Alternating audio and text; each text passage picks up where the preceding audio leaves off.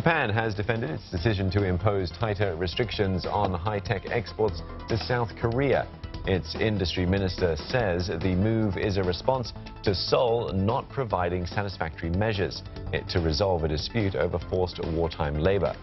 Hiroshiga Seko added that the move does not violate WTO rules. The restrictions on materials used in smartphone displays and chips come into effect on Thursday and will hit South Korean tech giants like LG and Samsung.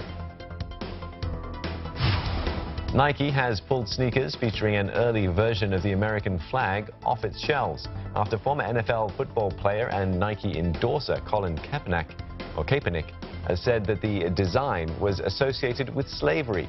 The Air Max 1 USA featuring the American Revolution era flag known as the Betsy Ross was to be released to celebrate the July 4th Independence Day holiday.